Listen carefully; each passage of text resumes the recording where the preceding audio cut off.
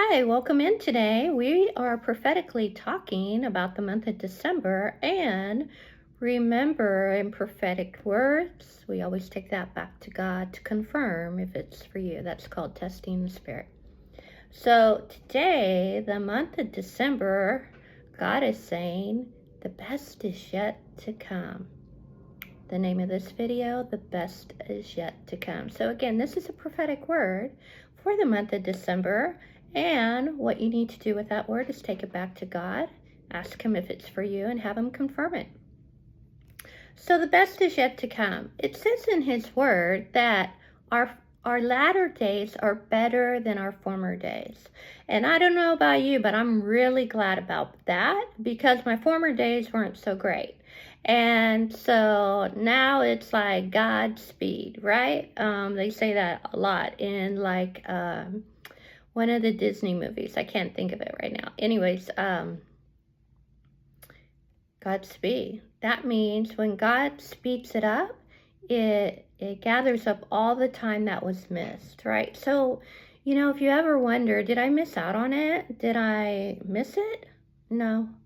God is going to bring it back around. So, in the month of December, the doors that have been closed are going to be opening.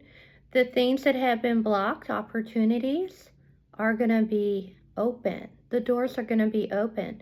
The things that needed to go, a time of pruning, are going to be gone, right? It's refreshing, and we're getting ready for the new year, right?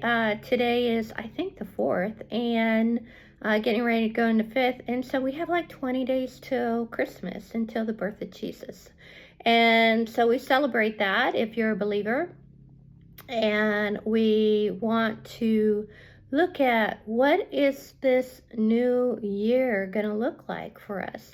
In my past, I always used to set goals, right? Which is always a healthy thing. But sometimes this year is going to be about intention. So in today's video, we're talking about the best is yet to come. We're going to be talking about gifts and talents. So we're going to be in Matthew 25, verses 14 through 30. Now, I'm going to introduce some of it, and I will link it in the description for you to go back and think about it. So a lot of times, a gift, if you see my background, I have a gift, right? So that's given to us. And a talent is something that we naturally aspire to, something that, you may be just really good at. And so a gift is a little different. So we're going to talk here. If you have your Bibles, go ahead and get them out, okay? And we can read through it, all right, a little bit. So again, Matthew 25:14, it says, "For the kingdom of heaven is like a man traveling to a far country, who called his own servants and delivered his goods to them. And to one he gave 5 talents, and to another 2, and to another 1, to each according to his own ability. And immediately he went on a journey. Then who had received the 5 talents went and traded with them." So he invested it. "And made another 5 talents. And likewise, who had received 2 gained 2 more also. But he had received 1, went and dug it in the ground and hid it. Upon a long return, the Lord of his servants came and settled accounts with them." So here comes the conversation. It's kind of like Jesus said, Judgment Day, what did you do with what I gave you? And let me assure you that we all have gifts and talents.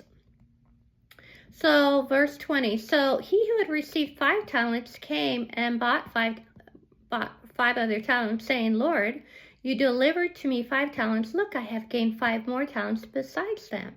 His Lord said to him, 'Well done, good and faithful servant. I will make you rule over many things. Enter into the joy of your Lord.' He who had received 2 talents came and said, 'Lord, you delivered me to 2 talents. Look, I have gained 2 more talents besides them. His Lord said to him, Well done, good and faithful servant. You have been faithful over a few things. I will make you rule over many things. Enter into the joy of your Lord. Now here comes the last servant. So what do you think happened if he just buried it? Let's look. Then he had received 1 talent, came and said, Lord, I knew you to be a hard man, reaping where you've not sown and gathering where you have not scattered seed. And I was afraid, and I went and hid my talent in the ground. Look, there, you have what's yours. But his Lord answered and said to him, You wicked and lazy servant, you know that I reap where I have not sown and gather where I have not scattered seed. So you ought to have deposited my money in the bankers at my counting, and I would have received back my own with interest. So go take the talent with him, give it to him who has 10 talents.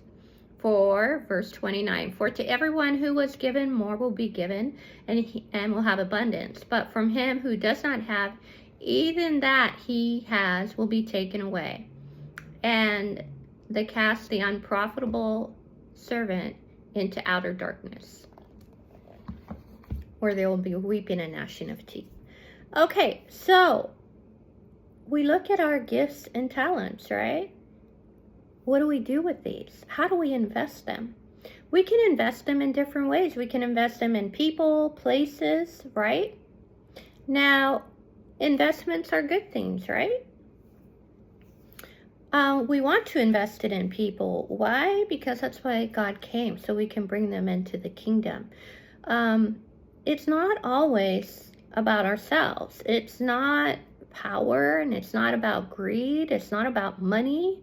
It's not about being better than other people or treating them like they're less than because they don't have what we have. That's not the purpose of gifts and talents. We're to utilize what God has given us to the best of our ability to help one another along the journey. Now, if like the last servant, you just go buried in the ground and you don't do anything, you have to account for that. So if Jesus is saying the best is yet to come, now comes the time of stepping into purpose. Those people and things that try to block you are no longer blocked. They've been exposed. The truth is out. Judgment has come. These people realize what has happened, right? The things that were stolen. Jesus says, I will return to you all that was stolen sevenfold.